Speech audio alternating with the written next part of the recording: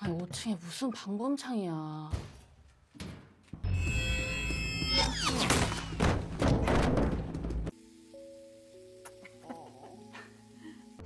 그렇게 센 척하더니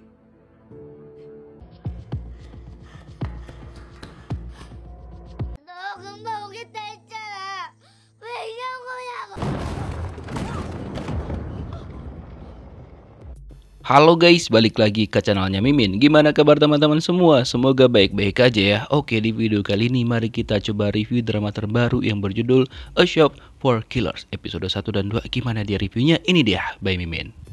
Drama ini dimulai dengan sekelompok orang yang merasa bahwa mereka itu sudah dibohongin sama seseorang yang bernama Jong Jinman. Jadi mereka itu langsung ngincer seluruh keluarganya, termasuk keponakannya yang bernama Jong Jian. Karena rumahnya Jinman itu cukup canggih, makanya mereka memilih langkah untuk nge-shoot rumah-rumah itu dan juga keponakannya Jinman dari jarak jauh. Kebetulan di sana Jong Jian bersama dengan dua orang, yaitu Bae Jung Min yang merupakan teman sekolahnya dulu waktu kecil dan juga So Min Hye. Dan dalam keadaan lagi terdesak seperti ini, Jian mengingat-ingat tentang apa yang disampaikan pamannya kepada dia tentang cara bertahan hidup, apalagi ketika ada orang yang menyerang mereka secara tiba-tiba. Menurut Jinman bahwa segala sesuatu yang diatur sedemikian rupa pasti ada titik lemahnya. Makanya dia selalu mengajarkan itu kepada Jian. Dan hal itulah yang dilakukan sama Jian. Dia langsung membuat seperti ini untuk mendapatkan dari mana sebenarnya arah dari tembakan itu. Setelah dia lakukan beberapa kali percobaan, dia akhirnya mendapatkan arah dari shoot tersebut. Dan dia pun mengambil langkah untuk berpindah ke tempat temannya.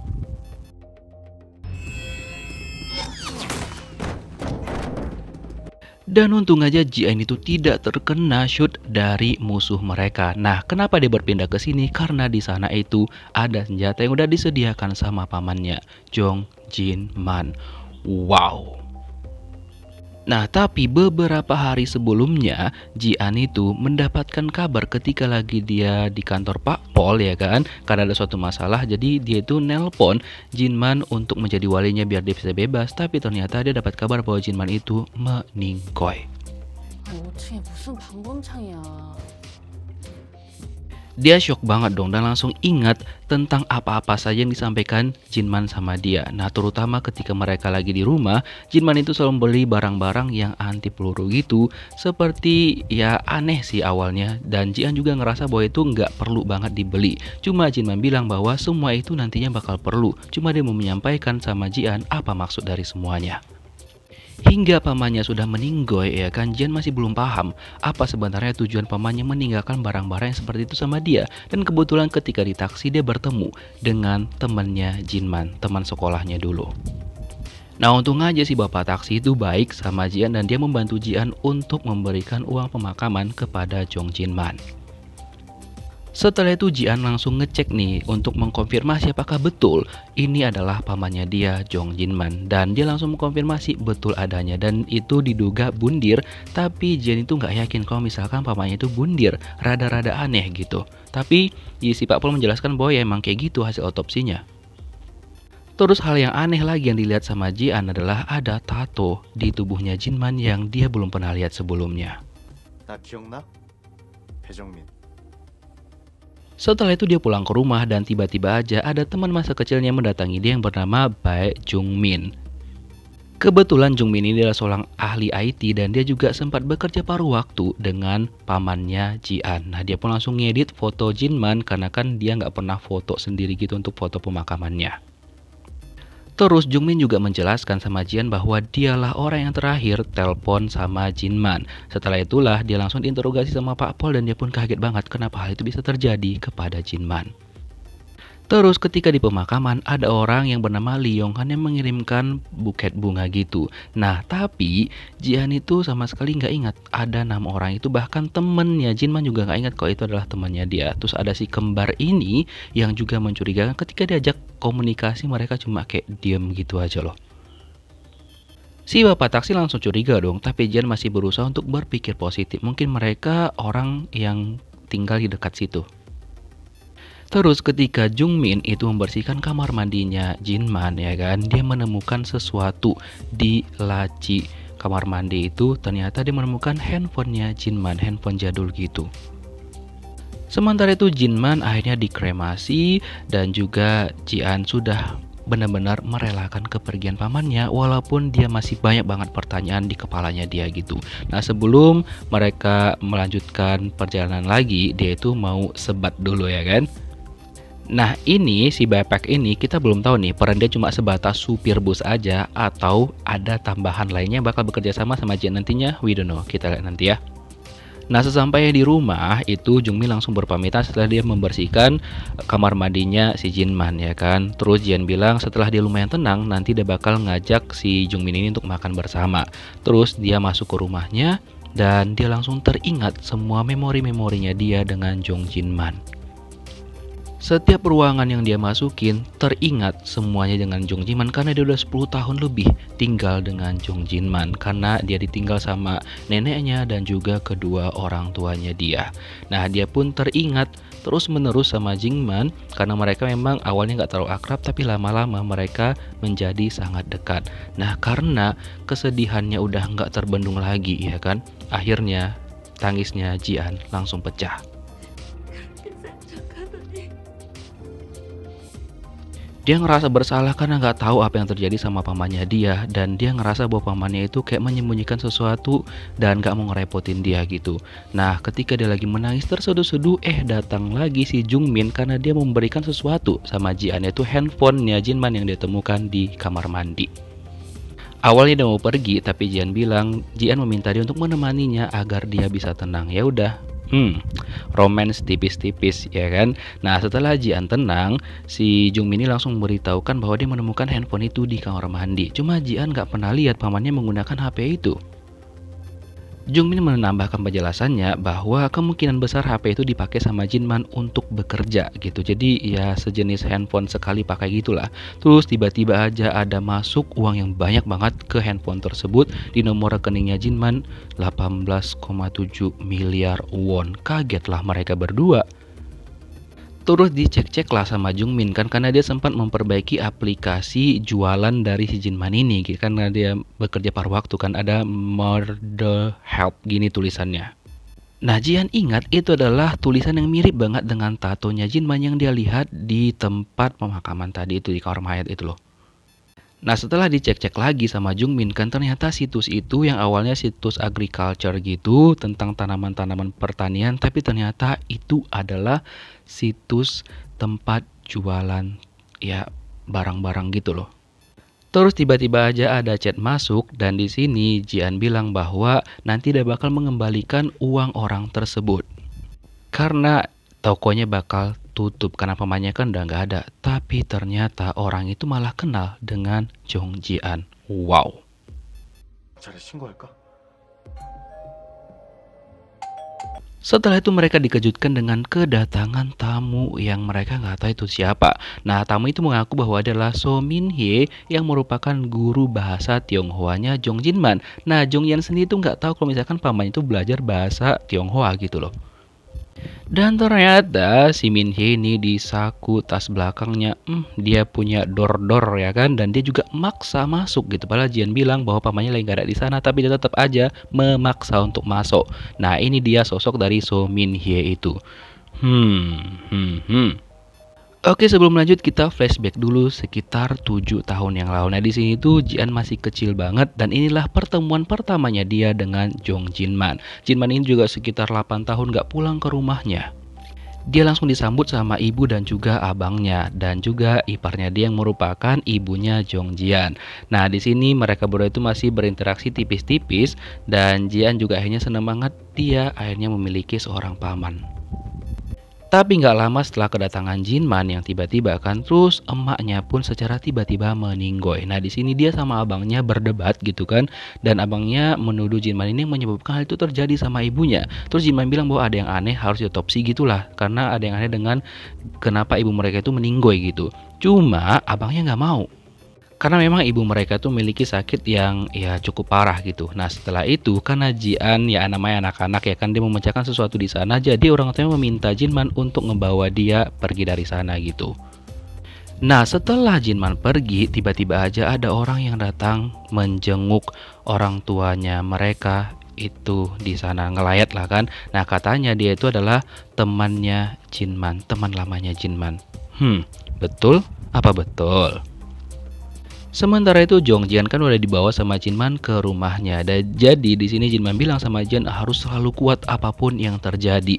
Jadi ya apapun yang dia hadapin ya harus buka mata dan juga fight gitu loh. Setelah itu tiba-tiba Jinman mendapatkan telepon dari handphone jadulnya itu dan dia menanyakan siapa yang nelpon itu dan dari mana dapat nomor dia. Dan dia tiba-tiba bilang sama Jian untuk stay di rumah karena dia mau jumpa orang tuanya Jian karena sesuatu terjadi. Jian bilang dia bisa karena Jinman menjanjikan bahwa nanti temannya bakal datang ke sana untuk menjaga Jongjian. Nah, nggak lama setelah itu kan Jinman ini nggak balik-balik, lama banget gitu. Terus datanglah temennya. Nah, ketika itu Jian ngerasa bahwa ya kayaknya itu bukan temannya Jinman karena dia kasih tebak-tebakan karena cuma temannya Jinman yang bisa menebak tebakan itu. Kalau enggak, jangan dibukain pintu, itu pesannya Jinman. Nah, terus karena Jian ngerasa yang aneh, nah tiba-tiba aja kan masuklah seseorang yang nggak ngejawab tebak-tebakan itu. Nah, Jongjian jadi getar-getir dong. Nah, setelah itu ada orang yang datang dan langsung ngehajar orang yang masuk tadi. Nah, ternyata yang datang yang kedua itulah temannya Jongjinman. Dan dia pun kayaknya nggak bisa bicara ataupun bisu. Dan dia berhasil menjawab teka-teki itu. Jadi dia bilang sama Jian untuk stay di kamar dulu karena dia harus menyelesaikan orang yang tadi gitu. Jian bilang oke, dia bakal nunggu di kamar. Tapi ketika dia di kamar ya kan, Jian tuh mendengar ya sesuatu hal di sana terjadi kayak perkelahian. Dan juga ketika dia lihat dari pintu kamarnya, dia menyaksikan bahwa temannya Jinman itu meninggoy karena lawannya cukup banyak, ada 2 orang kan. Nah, setelah itulah Jian langsung kabur dari sana. Dan kalian tahu yang ngekill temannya Jinmannya ini yang ngelayat ke tempat pemakaman ortunya Jinman. Sementara itu Jian dia bayangin dia nekat banget dan dia nggak mau ditangkap sama si Kimprit ini dan dia pun langsung jatuh karena dia udah tahu dan dia pintar banget karena dia kan ya mirip-mirip sama Jinman gitu loh. Dia langsung kabur ya kan dan berusaha dikejar terus sama mereka dan Jian gak sengaja itu ketabrak gitu dan dia akhirnya dibawa ke rumah sakit dan untung aja Jian itu masih selamat.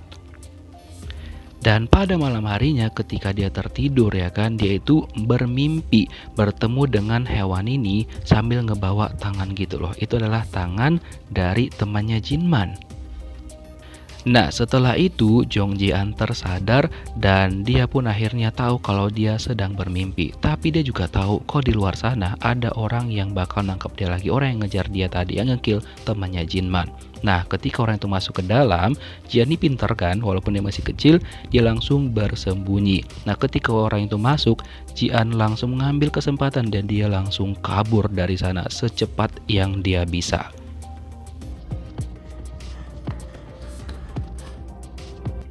Dia menggunakan tangga darurat untuk turun dan juga menjauh dari orang itu. Tapi ternyata dia tetap dikejar sama si nggak ada akhlak tadi. Nah, akhirnya Jian menemukan kamar mayat dan dia pun langsung masuk ke sana karena udah buntu, nggak ada lagi jalan. Jadi dia nekat masuk ke dalam tempat penyimpanan mayat gitu loh guys. Dan ternyata ketika masuk di sana itu adalah jasad dari ibunya dia sendiri. Ini sedih banget sih.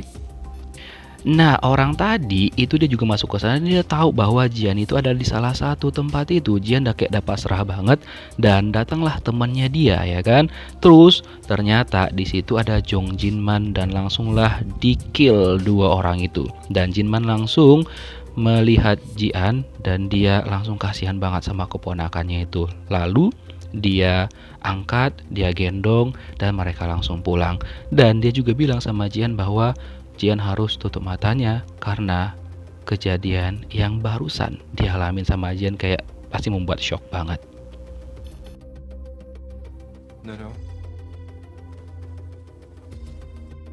Setelah itu Jian resmi pindah ke rumahnya Jongjinman karena kan keluarganya gak ada sama sekali, dia cuma punya pamannya yaitu Jongjinman. Tapi nah di sini Jian tuh kayak pendiam banget dan gak mau ngomong sama sekali. Ketika dia jatuh, Jinman juga bilang Jian ini harus kuat dan dia nggak akan mau memanjakan Jian sama seperti yang dilakukan sama orang tuanya gitu. Dan sebenarnya dia perhatian banget nih sama Jian. Nah, karena kejadian yang dialami Jian itu, dia menyebabkan trauma untuk dirinya sendiri. Bahkan dia nggak bisa ngobrol sama sekali. Nggak bisa gitu loh. Cuma kayak orang bisu gitu. Bahkan di sekolah, Jian tuh sering dijahati sama teman-temannya. Dan hanya si Bae Jungmin lah yang berusaha ngebantu dia. Dan gak ada satupun orang yang mau berteman sama Jian kecuali Bae Jungmin. Dan suatu hari ketika pulang sekolah, Jinman nih telat ngejemput si Jian. Jadi dia tuh kayak marah dan juga ngambek gitu kan. Terus dibujuk-bujuk lah sama Jinman untuk naik ke mobil. Waktu itu lagi hujan lebat juga. Tapi Jian gak mau. Nah karena Jinman nih kan kesabarannya setipis tisu. Dibagi 2, dikasih air ya kan. Dibagi 100 lah gitu. Jadi ditinggalin tuh sama dia si Jian. Tega bener. Nah terus Jian ini kan berusaha juga untuk dekat sama Jinman. Tapi Jinman ini kayak menjauh dan berusaha kayak nggak peduli gitu sama Jian. Jadi mereka tuh kayak hidup sendiri-sendiri gitu loh. Terus Jian juga tetap berusaha ngedekatin Jinman. Tapi tetap aja Jinman tuh nggak mau.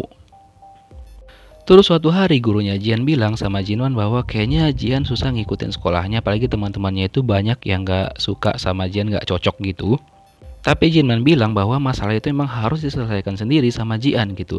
Terus teman-temannya sekarang makin parah sih. Mereka ngunciin Jian di gudang. Bener-bener tuh bocil-bocil ya. Sampai malam gak ada orang yang tahu Jian di sana ya kan. Dan dia pun melihat serigala itu lagi yang membawa tangan temannya Jinman. Nah setelah itulah Jong Jian manggil-manggil namanya Jinman. Setelah sekian lama dia nggak bisa ngomong, akhirnya ini pertama kalinya lagi dia ngomong manggil-manggil pamannya. Dan untung aja nggak lama setelah itu Jinman datang menyelamatkan Jong Jian. Jujur adegan mereka berdua ini menguras air mata banget sih. Sesampainya di rumah selesai Jian bersih-bersih, dia kan masih takut nih sama pamannya, nggak mau diajak makan bareng. Tapi kali ini Jinman itu mau ngajak Jian makan bareng dan akhirnya Jian mau berbicara lagi. Akhirnya setelah sekian lama gitu. Dan Jinman pun bangga banget sama keponakannya ini. Mimin yang nonton juga bangga banget karena chemistry mereka berdua itu benar-benar klop dan dapat banget. Oke, flashback selesai, kita balik lagi ke si Min Hye yang memaksa masuk ya kan ke rumahnya Jinman dan gak dibolehin sama si Jian gitu kan. Karena dia standby dengan door-doornya. Dan tetap aja si Jian itu gak mau untuk mengizinkan Min Hye itu masuk. Karena kan dia ingat pesan pamannya. Ya udah karena capek juga ya kan, jadinya Min Hye itu pergi dari sana. Karena emang nggak dikasih masuk sama Jian gitu loh.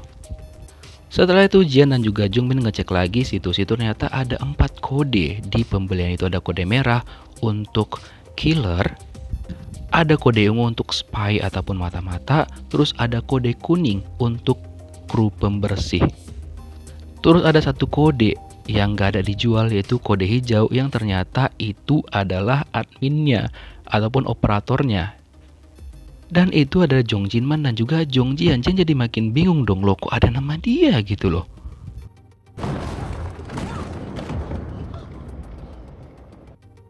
Terus tiba-tiba rumah mereka tuh bergetar karena ada suara dor-dor. Nah ketika mereka keluar ternyata banyak banget drone yang ternyata ngedor-dor rumah mereka. Karena kan itu semuanya udah diprotek sama Jinman dan juga susah ditembus.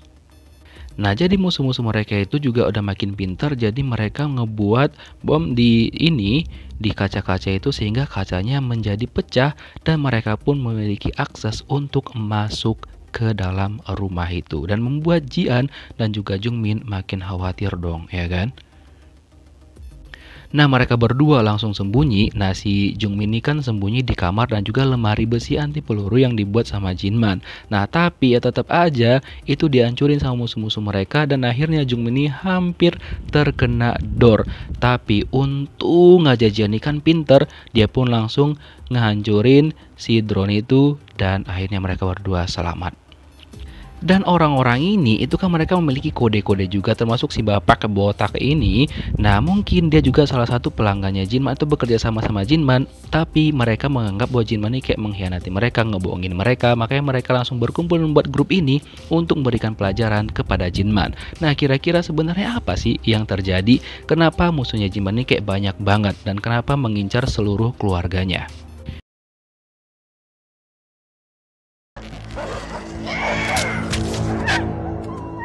스스로를 경할 수도 있고 동료들의 목숨. 방금 전에 봤잖아. 너 죽이려고 달려든 드론들. 안녕하세요. 네가 찾아오고 사장님이 죽었어.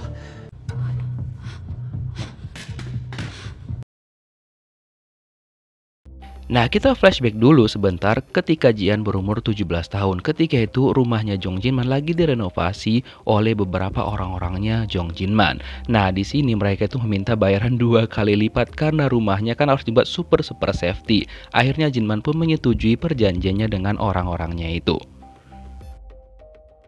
지리산. Karena sementara waktu mereka bisa tinggal di sana, jadi Jinman mengusulkan bahwa dia dan Jong Jin-an bakal pergi ke Gunung Jirisan lah. Lalu otomatis Jian langsung kayak kaget banget dong. Ditambah lagi Jinman tuh ngajak dia pergi ke gua.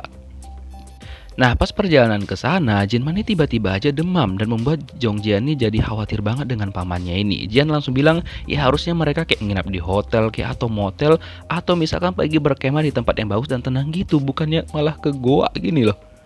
Terus tiba-tiba Jinman itu mengeluarkan peta. Kenapa nggak dari tadi gitu kan? Ternyata dia punya peta tempat itu dan dia nyuruh Jian untuk pergi ke suatu tempat di mana di lokasi itu bakal ada telepon yang bisa mereka gunakan. By the way nggak ada sinyal. Nah Jinman juga menawarkan katapel sama si Jong Jian kalau misalkan nanti ada babi hutan ataupun sejenisnya yang bisa digunakan untuk melindungi diri. Jian pun langsung pergi ke lokasi yang tertuju. Cuma tiba-tiba kan yang awal tadi sinyal nggak ada, loh ini kok Jinman bisa nelpon? Anggotanya dia si Passion kan? Ternyata itu semua emang rencananya Jong Jinman dan dia itu kayak pura-pura sakit menggunakan obat gitu loh. Wow. Nah sementara itu Jong Jian sampailah di lokasi yang dituju dan dia pun menemukan ada telepon di sana. Tapi ketika dia buka, ternyata di situ tuh ada hal yang tidak dia duga. Ternyata di dalam itu ada beberapa guguk yang sering banget dia mimpikan ataupun halusinasikan selama ini. Karena dia kan punya sejenis penyakit gitu. Nah awalnya Jian itu takut, tapi dia mengingat semua perkataan pamannya dan akhirnya dia berhasil mengalahkan anggota-anggota dari guguk itu. Dan dia ingat lagi nih kata-kata pamannya bahwa apapun yang sedang terjadi sama dia harus dihadapin.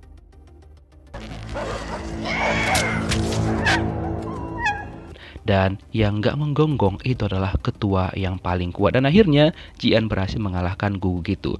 Dan gak lama setelah itu pamannya nongol dong dengan kondisi baik-baik aja. Dan setelah itu mereka langsung pulang. Nah di sini Jian jadi bertanya-tanya. Awalnya kan pamannya tadi sakit, terus pamannya langsung berkilah dan bilang bahwa ya mungkin alam yang menyembuhkan dia karena dia cocok pergi ke alam, so sembuh seketika. Terus Jian juga bingung dari mana pamannya mendapatkan pistol itu. Terus pamannya bilang ya dari si Passion dipinjamkan gitu. Nah keesokan harinya Jian tuh langsung berlatih menembak. Nah ketika itu tiba-tiba Jong Jinman ini datang sambil ngebawa tembak yang asli gitu. Padahal kan Jian ini berlatih menggunakan katapel. Terus diperkenalkanlah itu sama si Jinman. Nah katanya itu bisa digunakan kalau misalkan Jian dalam bahaya dan diganggu sama teman-temannya. Atau juga bisa digunakan untuk menyelamatkan teman-temannya. Dan Jian pun langsung bisa ngerangkai semua itu.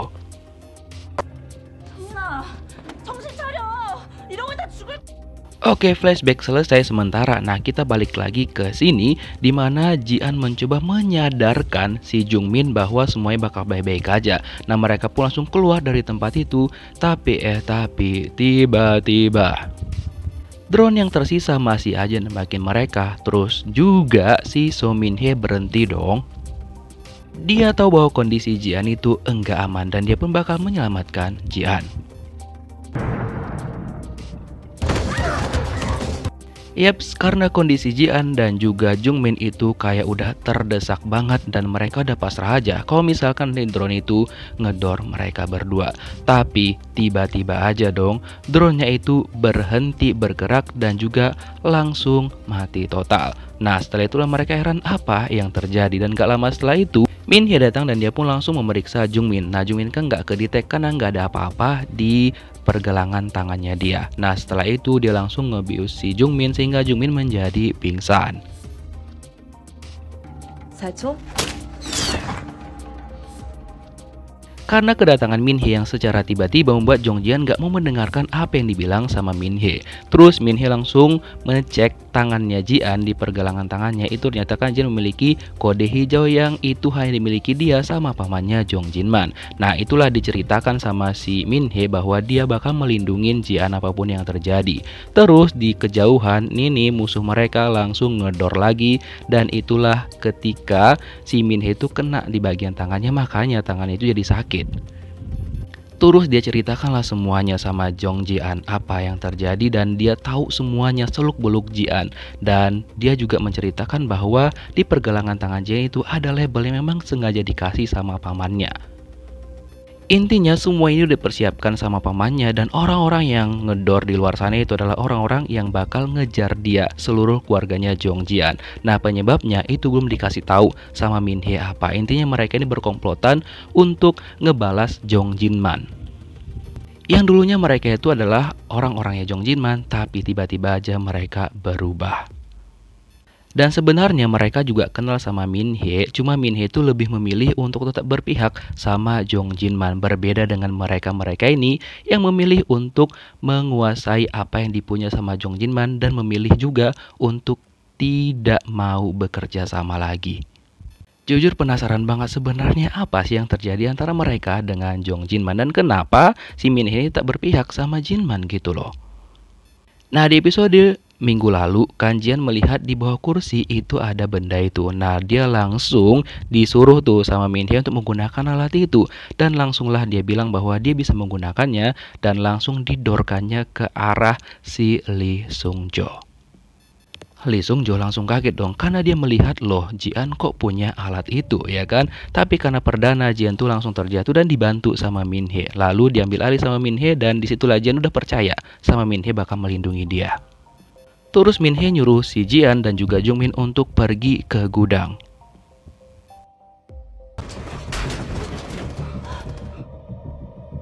Nah selama mereka pergi ke gudang, si Min Hye ini benar-benar kayak melindungi mereka. Dan Min Hye pun langsung ngedor ke arahnya si Sung Jo. Nah dia nggak kena sih, tapi yang kena itu supirnya. Dan supirnya pun akhirnya meninggoy karena didor sama si So Min Hye. Dan untung aja Min Hye berhasil ngantarin si Jungmin dan juga Jong Jian sampai ke gudang. Dan mereka pun langsung masuk dong ke sana kan. Dan nah kode yang dibuat untuk membuka pintu itu di awalnya kan dikira ulang tahunnya Jian ataupun Jinman, tapi nggak bisa. Nah setelah itulah Jian ingat itu adalah kode yang selalu disuruh hafalin sama Jinman, nomor KTP-nya dia. Dan benar aja dong kodenya adalah itu dan berhasillah mereka masuk dan mereka langsung turun ke bawah menggunakan lift. Dan betapa kagetnya Jian dan juga Jungmin ketika mereka berhasil masuk ke ruangan itu ruangannya kayak wow, kayak server gitu loh. Dan ada seseorang yang nunggu di sana yang bernama Brothers. Loh, siapa lagi dia? Nah sementara itu para musuh-musuhnya Jinman itu udah berhasil juga masuk ke dalam gudang. Tapi untung aja di sana si Min Hye itu udah standby untuk melindungi Jian kalau terjadi apa-apa.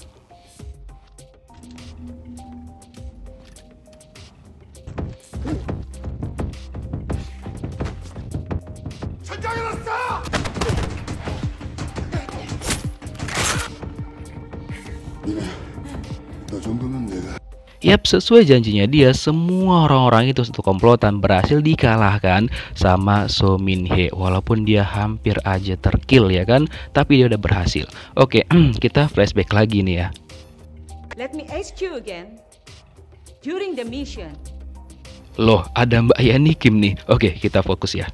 Mbak Yani adalah sebagai jaksa di mana dia memanggil Jinman pada waktu itu sebagai saksi karena temannya si Veil itu dituduh melakukan sesuatu. Dan ditanyalah sama si Jinman apakah Veil itu melakukan kejahatan ataupun tidak. Nah, cuma kita nggak tahu apakah benar ya. Mungkin next episode bakal dibahas detailnya. Nah, kalian tahu di adegan ini kan, ini adalah ketika Jinman ditembak sama teman yang bernama Junchol, dan Jinman diberitahukan bahwa ternyata musuh mereka yang bernama Bell itu masih hidup. Terus dia mengabarin si Honda untuk melindungi keluarganya dia, terutama Jian. Pas dalam perjalanan untuk melindungi orang tuanya Jian, ternyata semuanya udah diatur dan dia kayak dihalang-halangin gitu loh. Dan ternyata mobilnya juga ditabrak sama orang yang ini kan, tahu dong, itu kan dia yang pergi ke tempatnya Jian, yang ngaku sebagai temennya si ini Jinman. Loh, kok bisa? Mungkin next episode bakal diceritakan. Oke, kita balik lagi ke sini. 나는 프라다야.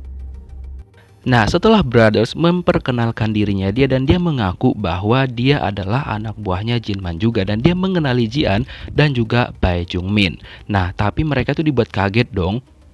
Dan Jian mencari cara untuk menyelamatkan diri.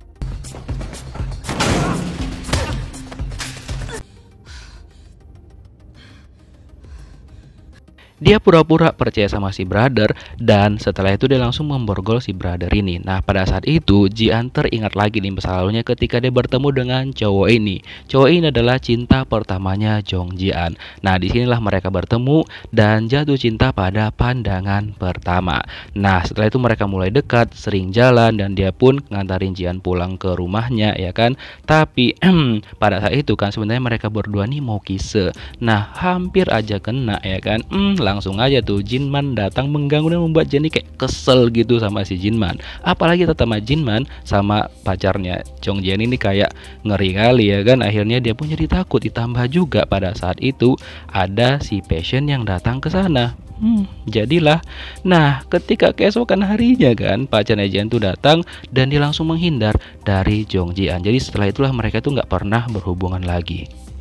Karena itulah Jian langsung protes sama Jinman, kok semuanya itu dilarang berteman sama dia. Nah, Jinman menjelaskan bahwa yang pertama, sahabatnya si Jian tuh yang bernama Minsuk, dia nyuri jam tangannya si Jong Jinman. Terus guru tutornya Jian juga ya gara-gara pilih siksil gitu lah ya. Terus pacarnya tadi Jinman nggak suka karena masih anak SMA, terus pakai motor nggak pakai SIM, terus nggak pakai helm, dan juga ngerokok. Dia nggak suka gitu. Karena itu Jian ngerasa bahwa hidupnya itu kayak diatur sama Jong Jinman. Dia nggak suka dan dia bertekad bakal keluar dari rumah itu dan tinggal sendiri. Si Jinman bilang, yaudah coba aja, satu syaratnya ya dia harus bisa mengalahkan si Jinman, ya minimal kayak bisa nonjok mukanya dia gitulah. Dan ketika Jian bertanya apa yang sebenarnya terjadi sama orang tuanya dan kenapa banyak banget orang-orang yang ngejar Jong Jinman, nah setiap Jian bertanya hal itu, Jinman selalunya kayak menghindar dan langsung mengalihkan pembicaraan. Nah, dia jadi semakin kesal sama Jinman dan makin bertekad bahwa dia bakal segera pindah dari rumah itu.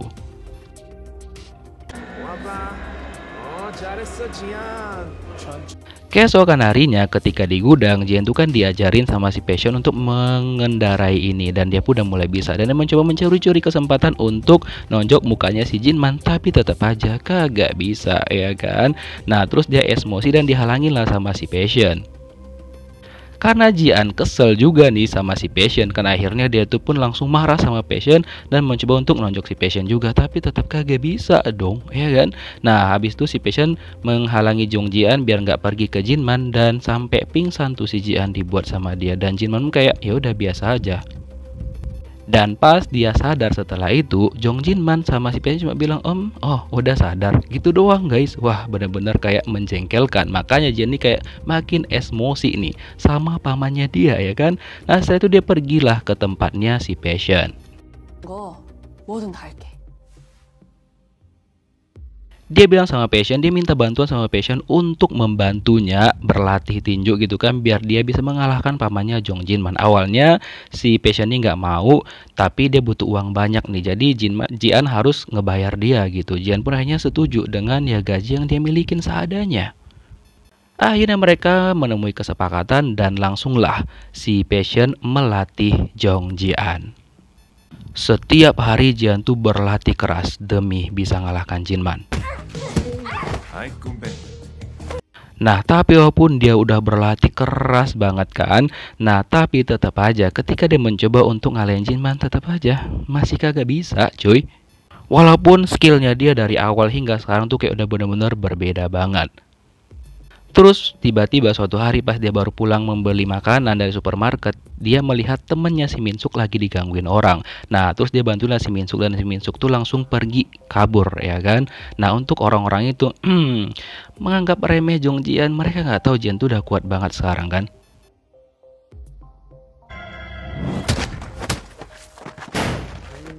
Dua dari mereka berhasil dikalahkan sama Jian dan satu lagi kan megang pisau tuh. Dan untung aja Jinman datang dan berhasil juga dikalahkan sama dia. Dan gak lama setelah itu Pak Pol datang karena ternyata Minsuk lah yang ngelapor ke Pak Pol. Dan akhirnya mereka pun aman. Terus Jian dinasihatin lagi sama Jinman bahwa ya untuk ngelawan orang-orang tadi yang pakai pisau, yang pakai alat itu nggak cukup dengan kuat aja. Nah keesokan harinya ketika Jian pergi ke tempatnya si Passion, ternyata Passion tuh dituduh orang-orang nipu dan dia pun kabur. Tapi dia meninggalkan pesan sama Jian bahwa dia bilang Jian bukan siput lagi tapi udah lebih kuat. Jian kayak seneng aja dapat pesan itu dan dia melupakan ya si Passion tuh sempat nipu kata orang-orang gitu. Oke, kita balik lagi ke masa yang ini ya, yang sekarang. Nah Jian pas masuk ke gudang, dia makin kaget dong karena ternyata di sana banyak banget CCTV di setiap kegiatannya Jian. Wah, dia makin aneh dan bertanya sama si brother nih apa maksudnya gitu loh. 감시한 거야. 이거 누가 만들었어? Nah ketika dia bertanya sama si brother udah berapa lama dia ngawasin, dan akhirnya dia pun kayak mulai bercerita nih sama si Jian. Terus tiba-tiba si Jungmin ini nyalain lampu dan si brother bilang dia nggak tahan dengan cahaya. Terus Jian bilang bahwa udah nggak usah banyak alasan, lu harus ngejelasin semuanya. Nah brother bilang dia itu memang didatengin sama Jinman dan dibantu, makanya dia mengabdi sama Jinman. Dan ketika dia mau mulai ceritanya, tiba-tiba Jungmin menghentikan semua itu. Dia bilang jangan percaya sama si brother. Nah disinilah Jungmin ini kayak mencurigakan banget. Apalagi brother bilang sama si Jian jangan percaya sama Bae Jungmin.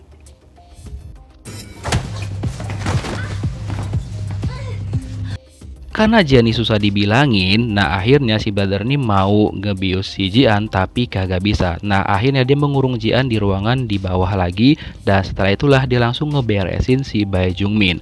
Nah akhirnya dia kasih bius juga sama si Bae Jungmin. Setelah itu dia langsung ikat Bae Jungmin biar kagak mengganggu gitu proses cerita dia sama Jian kan. Nah setelah itu mulutnya Bae Jungmin juga dibekap sama si brother ini biar Jungmin ini kagak rese ya kan. Nah setelah itu dia bilang sama Jian untuk melihat ada buku di sana di laci, dan dia bilang sama Jian itu ternyata perjanjian si brother dengan Jong Jinman. Intinya ketika Jinman udah meninggal ataupun udah nggak ada, jadi semua itu kayak diserahkan sama Jong Jian semuanya. Nah kalau Jian setuju, dia harus menandatanganinya, dan dia bilang sama si brother bahwa dia menyetujui semuanya. Setelah itu dia meminta sama si brother untuk mengeluarkan dia dari sana, kan brother bilang kalau misalkan Jian setuju dia bakal nurut sama Jian.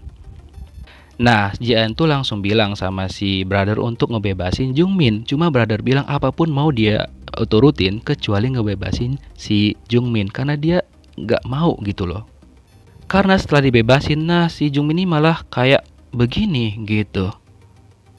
Dan disinilah si Jian ini jadi kayak bingung, dia percaya sama si brother ataukah temennya si Jungmin. Dan makin bingung lah dia siapa yang harus dia percaya. Menurut brother, Jungmin ini sengaja ngedelete semua bukti-bukti untuk mengamankan dirinya.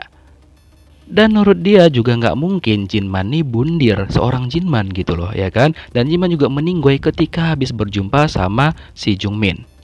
찾아오고 사장님이 죽었어. Nah makin bingung lah Jong Jian kan, siapakah yang dia percaya. Terus disuruh sama si brother untuk ngelihat file sebagai bukti. Nah ketika Jian mau ngelihat ya kan, nah disinilah si Jungmin tuh berusaha mempengaruhi pikirannya si Jian. Dia bilang bahwa dulu ketika Jian itu dikurung kan di gudang waktu dia kecil itu, waktu di SD, yang nyelamatin dia, yang bilang sama pamannya itu adalah si Jungmin gitu. Makanya Jong Jinman tuh tahu kalau misalkan si Jian tuh ada di sana dikurung sama teman-temannya. Nah Jian jadi berpikir lagi dong, wah kayaknya benar juga nih si Jungmin gitu kan. Akhirnya dia berpikir keras lagi. Nah setelah itu dia memilih untuk nyuruh si brother pergi ke tempatnya Min-hye, karena kan Min-hye juga hampir kehabisan obat dan juga senjata. Dia suruh untuk nemuin si Min-hye ke bawah gitu. Tapi nggak lupa untuk menjaga Jian. Nah, si brother ini menghadiahkan kacamata. Kayak itu kacamata bukan kacamata biasa gitu. Nah, jadi dia bilang sama Jian, dalam kondisi apapun ya pokoknya harus hati-hatilah gitu. Setelah itu si brother bertemulah dengan Min Hye dan mereka pun akhirnya reunian gitu. Terus sementara itu Jung Min dan juga Jian itu mereka pelukan kan, karena si Jung Min ini berterima kasih sama Jian karena udah milih dia. Nah tapi ternyata beneran aja dong, si Jung Min ini hanya pura-pura dan dia bilang yang ngurung dia dulu si Jian nih adalah salah satunya si Jung Min. Setelah itu dia malah ngebius si Jong Jian. Bener-bener kayak hah? Yang kita takut-takutkan dari episode minggu lalu terjadi. Kalau karakter Jung Min ini benar-benar kayak ternyata hanya pura-pura teh, dan kayaknya ada sesuatu di kacamata itu dan mungkin bisa menyelamatkan Jong Jian dari si Jung Min Dakjal ini. Dan juga para komplotan-komplotan itu sisanya masih bakal nyerang mereka dengan alat terbaru mereka. 나 지금 여기가 어딘지 모르겠어.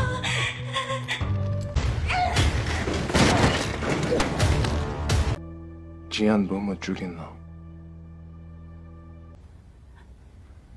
你是谁？ 내 가족, 내 친구.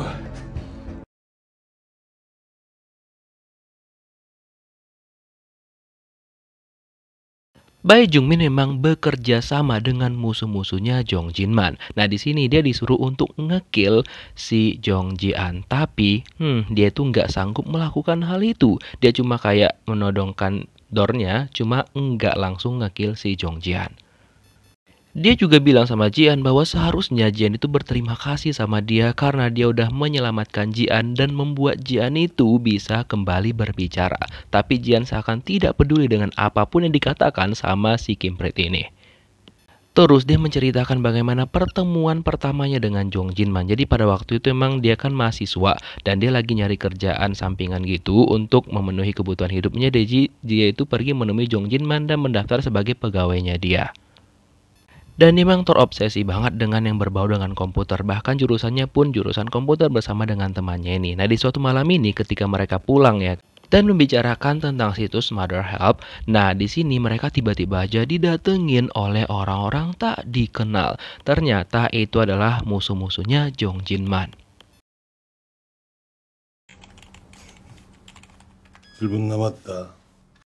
Mereka meminta kepada Jung Min dan juga temannya untuk meretas situs Mother Help itu dan mereka diberikan waktu yang cukup singkat dan sekarang tinggal 1 menit lagi. Dan ternyata Jung Min berhasil menyelesaikan tantangan yang diberikan kepada mereka, tapi tidak dengan temannya. Dan kalian tahu apa yang terjadi kepada temannya karena tidak berhasil?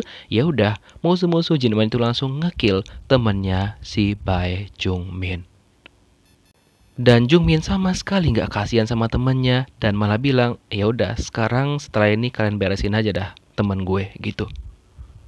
Setelah itulah diperkenalkan kepada dia wajahnya Jinman dan juga Jong Jian. Nah setelah itulah makanya dia mendaftar kerja di tempatnya Jong Jinman karena ada udang di balik bakwan. Dia juga membawa pena yang itu berisi kamera dan juga ada sejenis flash disk juga yang dimodifikasi sama dia. Dan sebenarnya Jinman itu udah curiga dengan pergerakan dari Bai Jung Min ini. Tapi dia kayak masih memantau nih anak ya kan. Nah terus dia juga sering beralasan biar bisa masuk ke rumahnya Jinman. Jinman pun bilang ya udah silakan masuk kalau mau ke toilet gitu kan. Tapi ternyata ketika dia mau masuk ke suatu ruangan, Jinman tahu dong dan ternyata di rumah itu kan ada pengeras suara dan juga ada CCTV yang udah disiapkan sama Jinman. Tapi di sini Jinman tuh masih kayak pura-pura nggak tahu dan juga tidak marah kepada si Bai Jung Min ini karena dia kayak masih waspada dan takut kalau misalkan si Jung Min ini memang ngebawa pasukan gitu musuh-musuhnya dia. Terus dia juga meminta bantuan sama si Jung Min untuk memperbaiki komputernya. Nah disinilah kesempatan diambil lagi sama Bai Jung Min ya kan. Dan dia bilang dia nggak perlu bayaran karena dia dekat dengan Jong Jian. Dan cerita yang dia buat itu tahu betul sama Jinman kalau Jian tuh kagak punya temen dekat siapapun sewaktu sekolah. Jadi dia udah tahu kalau misalkan si Jung Min ini bohong gitu. Dan Jung Min juga nggak tahu kalau di belakangnya dia ada kamera pengintai yang terlihat bahwa dia itu memang mengcopy semua data-datanya Jinman. Akhirnya setelah itu dia berhasil meretas situs Smart The Help itu dan dia juga melihat aktivitas yang dilakukan sama Jong Jinman di situs tersebut. Maka dari itulah dia akhirnya tahu sebenarnya situs itu apa isinya gitu. Itulah awal mulanya gimana si Jung Min ini tahu semuanya ya kan. Nah setelah itu dia juga didatengin tuh sama anak buahnya si Bell. Karena mereka menilai kinerja dari si Jung Min ini lambat, mereka mengokil Jung Min. Tapi Jung Min ini kan cukup pintar. Jadi dia bilang sama Bell dan juga seluruh komplotannya bahwa dia itu punya rencana bagus yang bakal dilakukan sama Jinman. 나 지금 여기가 어딘지 모르겠어.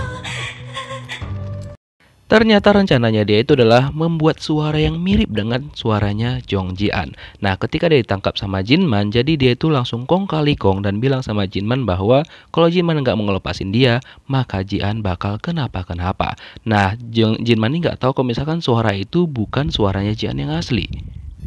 Akhirnya dia pun menyetujui permintaan dari si Jung Min ini dan dia pun langsung melepaskan si Bae Jung Min gak ada akhlak ini. Tapi setelah itu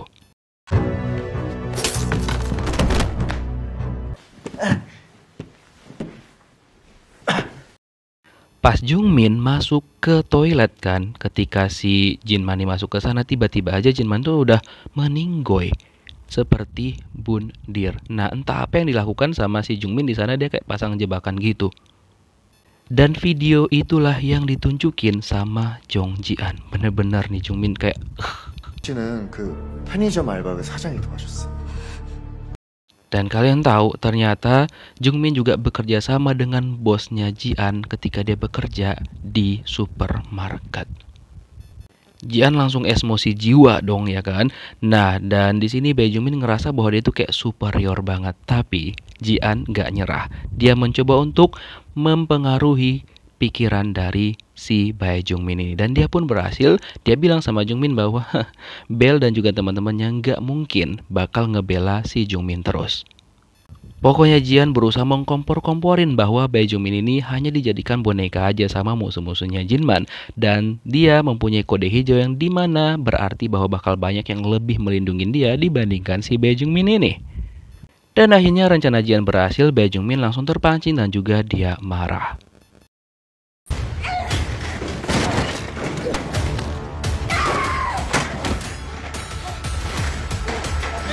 Dan akhirnya Jian itu berhasil melepaskan diri tapi dia masih tetap aja dikejar sama Bae Jung Min. Tapi tenang aja, Jian tidak kehabisan akal dan dia pun bakal berusaha semaksimal mungkin dan bakal menjebak si Bae Jung Min.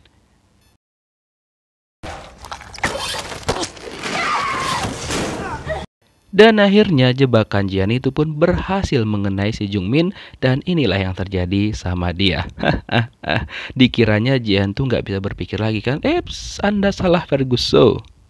Mau minta tolong pun Jian udah nggak peduli lagi sama lo.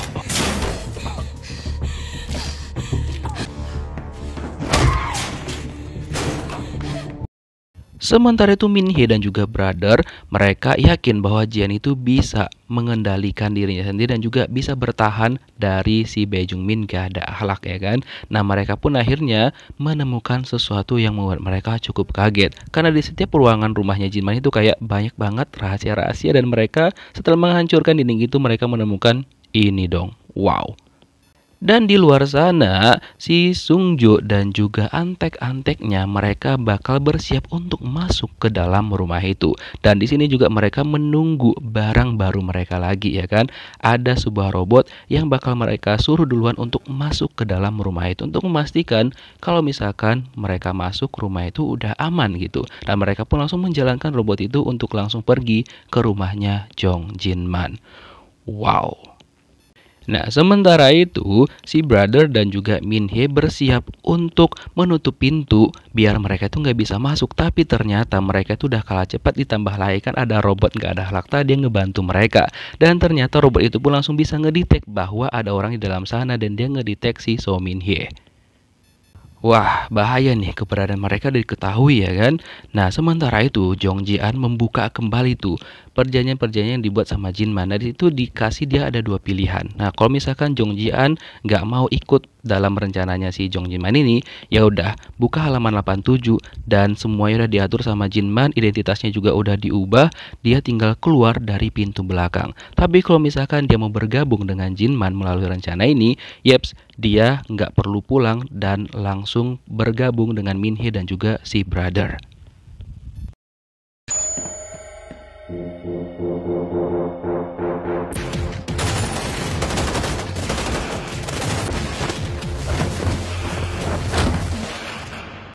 Keputusan yang diambil sama Jong Ji-an adalah bergabung untuk membantu Min-hee dan juga brother. Artinya dia bergabung dengan rencananya Jong Jinman. Dan mereka pun langsung berhasil mengalahkan orang-orang yang masuk ke dalam ruangan itu.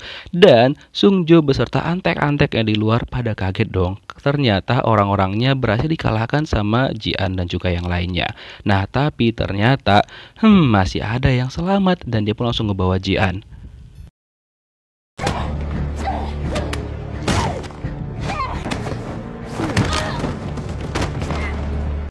Tapi diinformasikan sama bos mereka bahwa tidak boleh ngekill Ji-an karena mereka butuh wajahnya Ji-an untuk membuka situs dari Murder Help itu. Dan mereka pun langsung mau ambil wajah Ji-an setengah. Tapi untung aja pada saat itu ada Passion datang, akhirnya yang ditunggu-tunggu ya kan.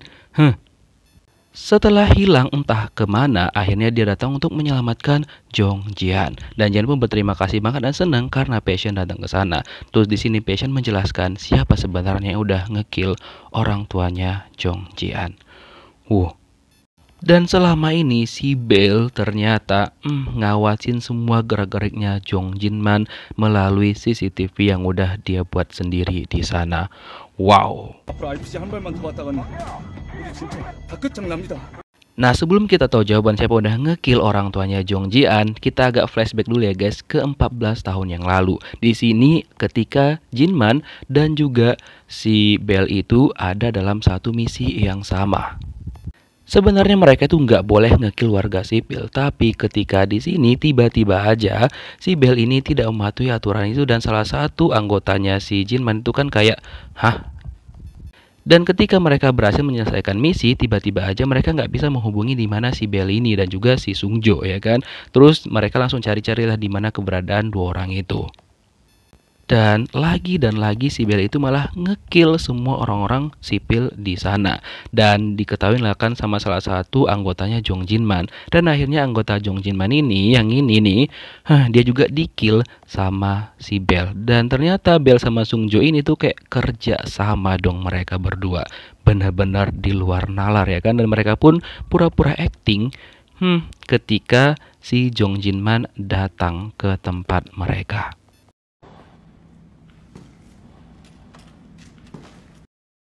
Dan di sini mereka tuh seakan-akan ngerasa bahwa mereka tuh nggak salah, apa yang mereka lakukan itu nggak salah gitu kan. Dan pada saat itu pun tiba-tiba aja kan ada anak kecil yang merupakan anak dari warga sipil yang dikill sama si Bell tadi. Dan kalian tahu si Bell malah langsung ngekill anak kecil itu dengan alasan nggak boleh ada saksi mata. Wah. Karena kejadian itulah makanya si Bell itu kan ditahan dan ditanyalah teman-temannya. Nah si Sung Jo ini bilang bahwa dia nggak ngelihat apa-apa dan Bell itu nggak bersalah gitu. Terus, nah karena mereka nggak percaya, jadi si ibu jaksa ini ya kan diperankan sama si Yani Kim, dia langsung nanya lagi dong sama si Jinman sebenarnya apa yang terjadi.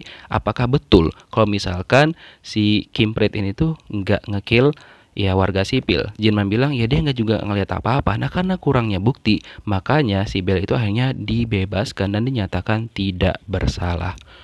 Wow. Setelah itu Jinman bertemu dengan atasan mereka kan, dan di sini dia jelaskan bahwa dia yakin banget kalau misalkan si Bella yang melakukan semua itu. Cuma di sini atasannya lebih condong sama Bell dan lebih ngebelain Bell gitu. Terus si Jinman bilang ya udahlah kalau misalkan seperti itu, kalau misalkan ada misi yang lain lagi yang selanjutnya dia nggak mau satu tim lagi sama si Bell. Karena dia nggak mau kalau misalkan terulang kembali. Karena si Bell sama si Sung Jo itu benar-benar kayak toksik banget di timnya mereka gitu.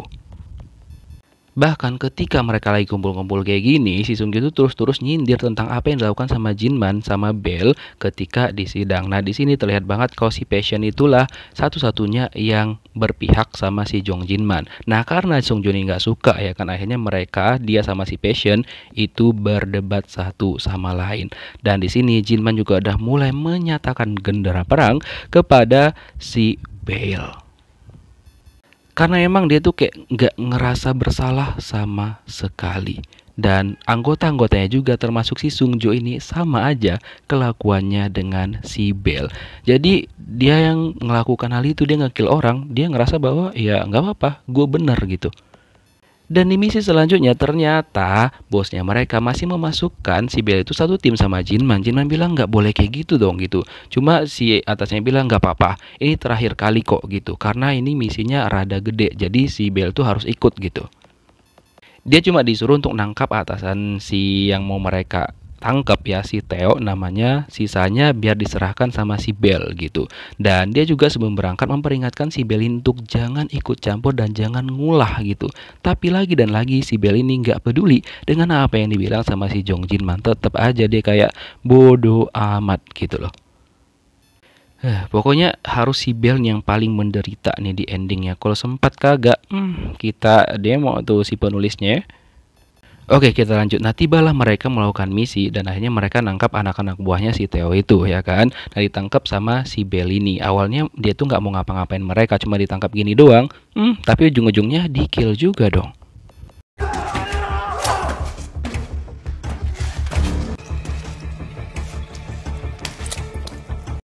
Nggak disisain satu orang pun sama si Bell. Pokoknya semua anak-anak buahnya si Theo tuh di kill sama dia.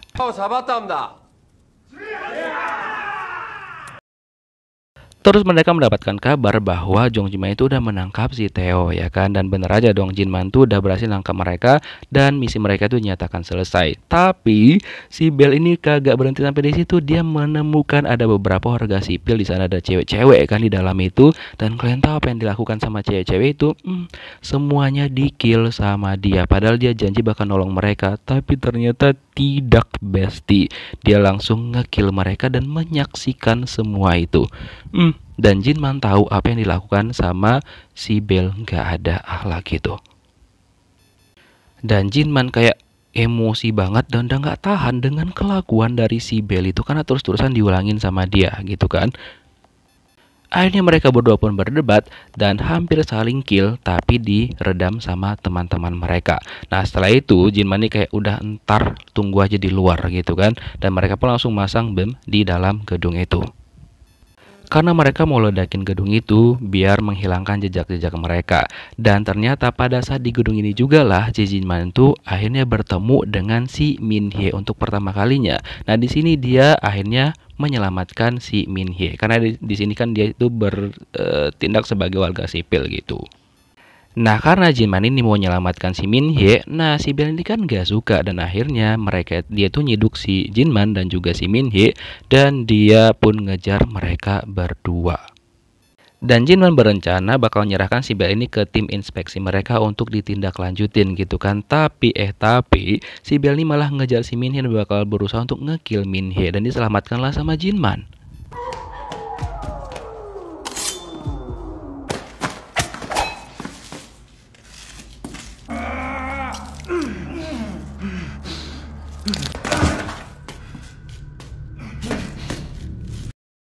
Dan akhirnya si Bell itu berhasil didor sama si Min Hye dan mereka pun langsung pergi meninggalkan si Bell. Dan situlah si Bell bilang sama si Jinman bahwa dia bakal nge-kill seluruh keluarganya Jinman. So kalian tahu dong, jadi siapa yang nge-kill keluarganya Jinman ini maksud sama si Passion yang dia bilang sama Jong Jihan tadi.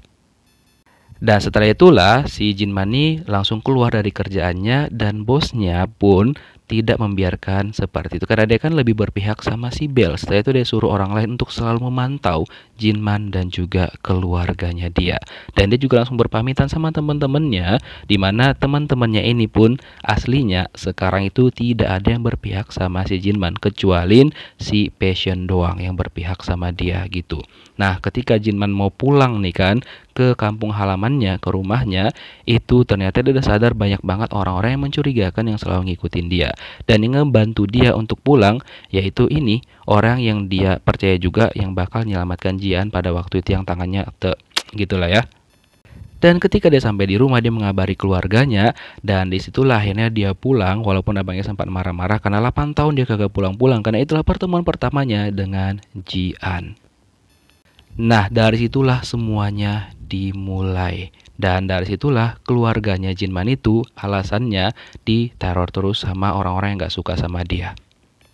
Dan ternyata si Bell itu masih hidup dan dari situlah semuanya bermula. Mereka berkumpul untuk ngekill Jinman dan juga seluruh keluarganya.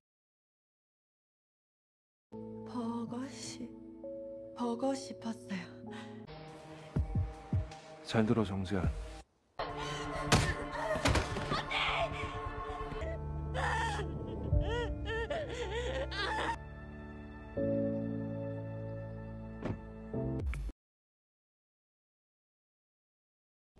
Aji mumpung Jong Jinman udah pulang, jadinya mereka tuh melakukan foto keluarga bersama. Nah tapi setelah itu ibunya tiba-tiba aja jatuh sakit dan ibunya berterima kasih sama Jong Jinman karena sudah kembali dan ibunya menyuruh dia untuk lebih akrab lagi dengan Jong Jian. Jinman juga meminta maaf sama ibunya atas perlakuannya selama dan juga menghilang selama 8 tahun.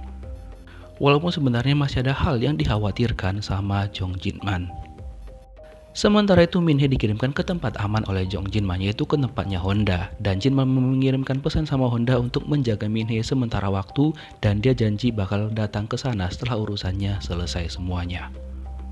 Dan pada saat itu si Min Hee ini lebih lancar berbahasa Mandarin dan dia belum fasih berbahasa Korea. Namun dia sama si Honda itu sudah lebih akrab dan mereka pun sering bekerja sama dan kebetulan toko ini punyanya si Honda. Nah gak lama setelah itu Jong Jinman menepati janjinya dan dia pun pergi menemui si Honda. Mengetahui Jong Jinman datang, si Min Hee langsung pergi ke sana dan memeluk Jong Jinman karena dia udah kangen banget kan dan dia juga sebenarnya ada rasa suka sama Jinman.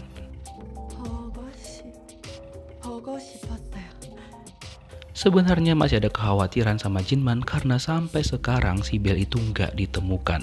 Tapi Honda bilang udah tenang aja, mungkin si Bell itu memang udah meninggoy dan semuanya bakal baik-baik aja. Dan Jinman bilang mencoba untuk memikirkan bahwa itu bakal baik-baik aja. Setelah itu Honda mengajak dia untuk berbisnis. Nah di sini ternyata awalnya Jinman itu nggak mau dan dia bingung bagaimana mereka membuat situsnya. Kemudian si Honda bilang bahwa adiknya itu pinter komputer jadi dia yakin bahwa adiknya nanti bisa ngebantu mereka. Tapi ternyata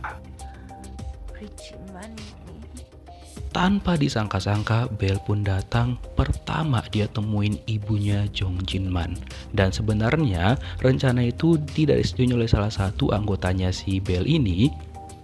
Yeps, dia bernama Junchol. Junchol ini nggak setuju dan bilang bahwa kayaknya Jong Jinman-nya ada deh, gak usah ngincar keluarganya dia. Tapi si Lee Sung Jo nggak mau dan bilang bahwa kalau misalkan si Junchol ini nggak mau ikut, maka mereka bakal ngincar keluarganya si Junchol. Jadi terpaksalah dia ikut dengan rencana itu, walaupun dalam hatinya dia nggak mau menyerang keluarganya Jinman. Tapi karena dengan sangat-sangat terpaksa dibandingkan keluarga yang kena juga, jadinya dia menyetujui hal itu. Dan setelah itu kalian tahu apa yang dilakukan sama si Bell sama emaknya Jinman? Dia ngekill emak Jinman. Dan keesokan harinya emak Jinman pun akhirnya dimakamkan. Dan sebenarnya Jinman kan bilang sama abangnya untuk otopsi. Cuma abangnya nggak mau karena kasihan sama emaknya gitu loh. Cuma Jinman ini kayak ngerasa ada yang aneh dengan meninggoynya emaknya. Karena kakak iparnya nggak mau, Jinman dan juga abangnya berdebat terus dan juga Jian di sana kayak nyusahin aja. Jadinya mereka nyuruh Jinman untuk ngantarkan Jian pulang dan juga menjaganya untuk sementara waktu. Nah ketika Jinman pergi, disitulah ini si Mbak ini orang suruhan dari si Bell juga yang menawarkan untuk pemakaman gitu. Nah setelah itu datanglah ini si Lee Sung Jo yang bilang bahwa dia ngirim karangan bunga juga cuma nyasar di atap. Abang dan juga iparnya si Jinman percaya aja mereka ngikut si Lee Sung Jo ke atap dan ya udah mereka akhirnya sadar kalau mereka itu dibohongin dan ya udah meninggoylah mereka.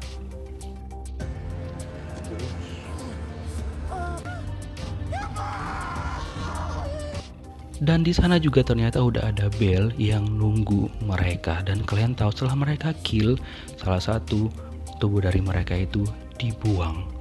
Wah bener-bener nih mereka psikopat banget sih. Nah setelah itulah si Junchol itu nelpon si Jinman dan bilang bahwa Bell dan juga antek-anteknya menuju ke tempat keluarganya Jinman. Terus dia hubungilah si Honda untuk ngelindungin Jian selagi dia pergi. Nah sebenarnya si Honda ini kan udah janji sama adiknya untuk makan bersama. Tapi karena dia diminta tolong sama Jinman, jadinya dia pergi lagi dan adiknya itu kesel sama dia gitu loh. Dan dia langsung bergegas untuk pergi ke tempatnya Jian karena takut terlambat ya kan. Dan untung aja pada saat itu kan dia datang tepat pada waktunya ketika anak buahnya si Bell itu juga udah sampai ke tempatnya si Jian.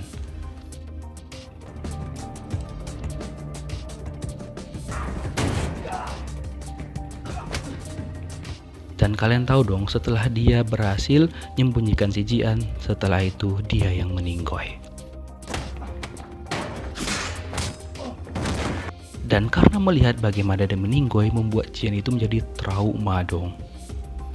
Sementara itu Jong Jinman dalam perjalanan kan diempat nih sama si ibu ini dan juga beberapa orang antek-anteknya si Bell, dan mereka pun berusaha untuk menyerang Jong Jinman, dan itu yang memimpin adalah si Junchol ini. Jong Jinman ngerasa dia dihianatin karena tadi Junchol yang ngasih tahu dia, tapi kok tiba-tiba sekarang dia bergabung lagi dengan si Bell ya kan, dan dia pun langsung hajar mereka semua.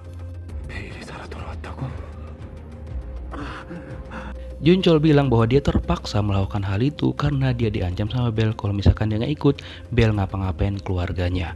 Nah setelah itu ada si emak-emak itu yang nembak si Jong Jinman dan dia pun langsung pergi kabur. Nah sementara itu Jian juga kan berhasil kabur dan dia pun tidak tertangkap sama si Lee Sung Jo dan yang lainnya, dan setelah itu dia dibawa langsung ke rumah sakit.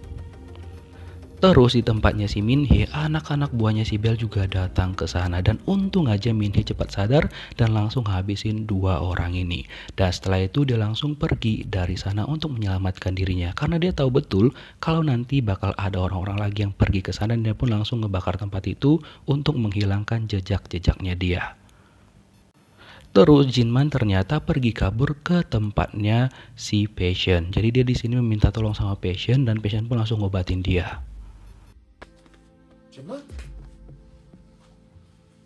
Dan untung aja pada saat itu si Passion berhasil menyelamatkan Jong Jinman, dan Passion bilang bahwa dia tuh udah gak mau ikut campur lagi dengan Babylon dan dia udah keluar dari sana. Begitu juga dengan Jong Jinman. Nah di sini Jinman meminta bantuan lagi nih sama si Passion. Dia butuh sesuatu yaitu senjata dan dia berjanji bakal pergi dari sana dan tidak melibatkan si Passion ini. Ya udah akhirnya Passion pun menuruti permintaan Jinman dan memberikan apa yang Jinman mau. Nah sebenarnya bosnya si Bell ini bilang bahwa untuk stop, berhenti aja, dan mereka pun fokus bakal ngejar Jinman doang gitu, dan dia nggak usah ikut campur lagi. Nah tapi kalian tau lah si Bell ini gimana kan, dia nggak mau mendengarkan bosnya dia dan tetap bertindak sendiri. Jadi dia bilang bahwa dia nggak mau dan harus dia yang nge-kill Jong Jinman apapun yang terjadi. Nah setelah itu kan dia suruhlah anggotanya untuk ngejar si Jian ketika Jian itu lagi di rumah sakit kan. Tapi untung aja Jian itu berhasil diselamatkan sama Jong Jinman, dan kebetulan juga pada waktu itu si Bell kan dari perjalanan ke sana untuk ngekill Jong Jinman. Kalau misalkan Jinman telat sedikit aja, bisa jadi si Jian tuh bakal meninggal, begitu juga dengan dia. Karena pada waktu itu kan lagi ada yang melayat di sana juga, jadinya si Bell itu nggak bisa ngapa-ngapain. Jadi dia terpaksa menunda untuk ngekill si Jong Jinman. Nah setelah itu Jinman kan emosi dan pergi ke rumah bosnya dia, mantan bosnya lebih tepatnya, dan itu kan ada cucunya, ada menantunya, ada anaknya, ada istrinya juga. Nah dia langsung takut dong ketika melihat Jinman ada di sana. Lalu dia langsung meminta sama Jinman dan bilang apa yang Jinman mau. Jinman menjelaskan sama mantan bosnya ini bahwa dia meminta mereka untuk stop karena dia udah kehilangan 4 orang. Ibunya, abangnya, iparnya, dan juga sahabatnya dia.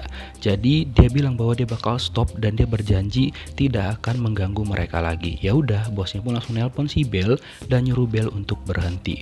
Tapi tetap aja Bell ini kan bandel, dia nggak mau dan nggak akan mendengarkan bos mereka itu. Bener-bener nih orang psikopat.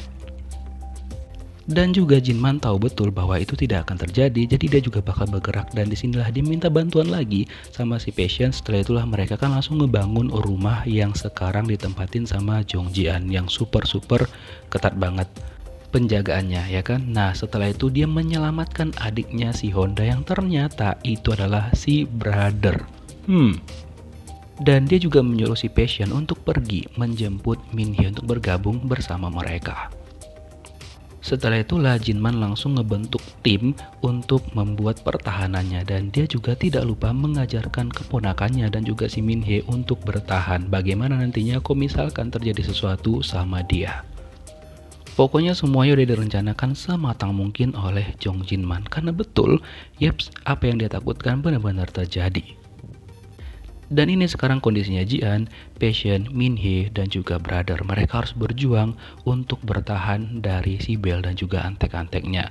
Terus si Brother menemukan satu ruangan yang kosong yang gak pernah ditempatin, tapi ternyata di sana ada sesuatu yang disembunyikan sama Jinman, kayak jebakan gitu loh.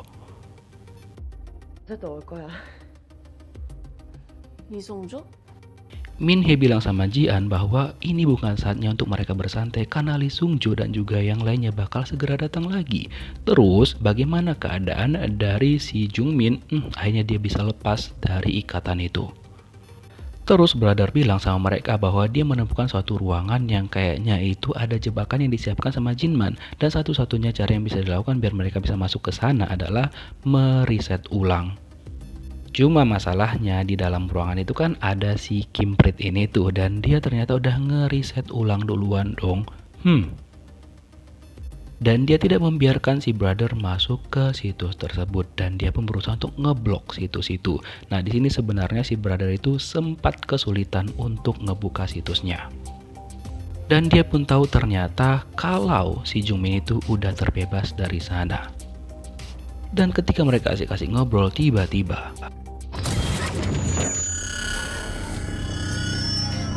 robot punyanya tim Bell itu hidup lagi dan langsung membuat suara yang memekikkan telinga mereka, dan mereka pun terpental dan juga membuat mereka pingsan, terutama si Brother. Tapi mereka tidak membiarkan hal itu terjadi dan mencoba untuk menghilangkan si robot tersebut. Tapi setelah itu tiba-tiba aja Lee Sung-jo datang mendekat kepada mereka, dan juga ada dua anggotanya, yaitu si kembar yang memang juga nggak ada akhlaknya sama sekali. Dan itu adalah gilirannya si Passion untuk memberikan pelajaran kepada mereka.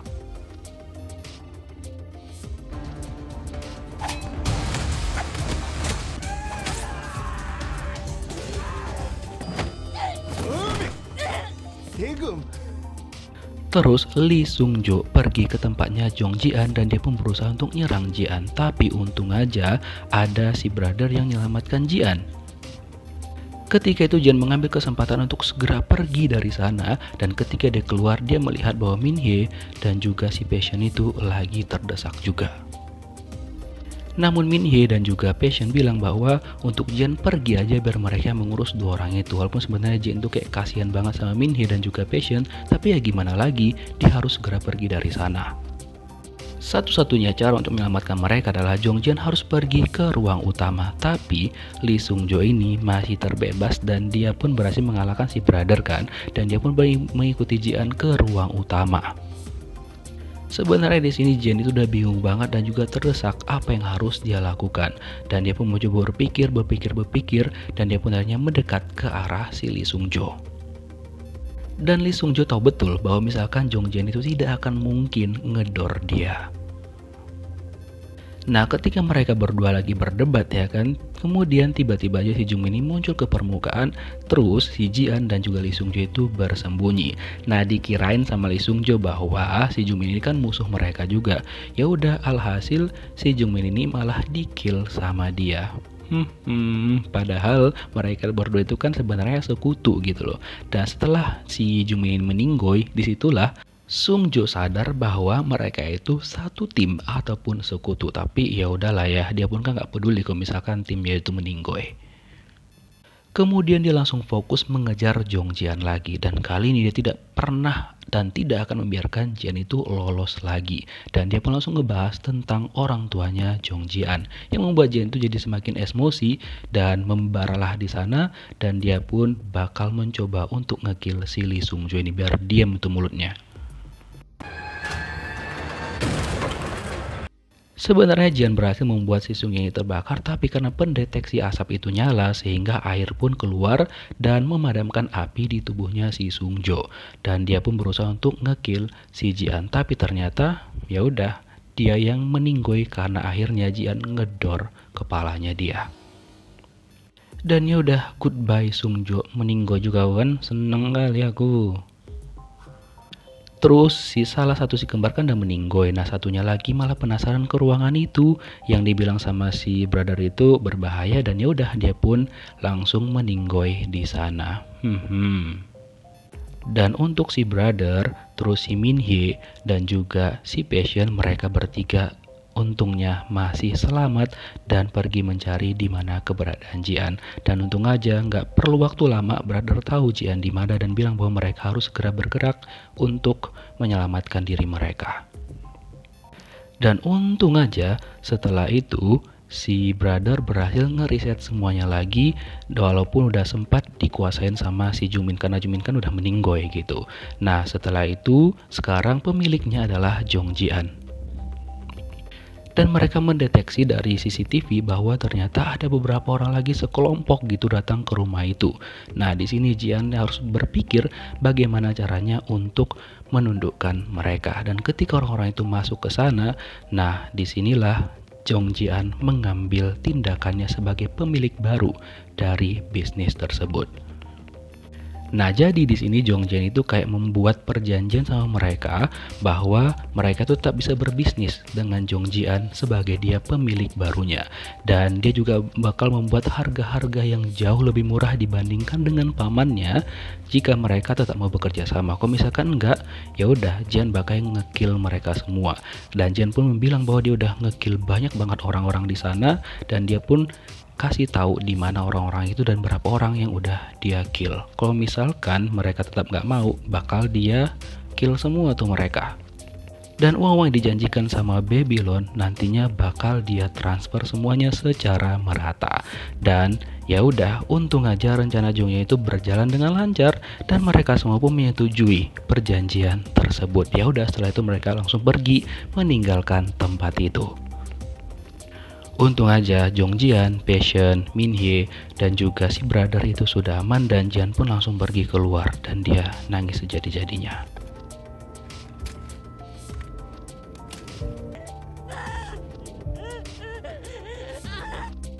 Ternyata nggak sampai di situ aja masalahnya Jong Jian ya kan, tiba-tiba ada lagi tuh datang truk ataupun bus gitu.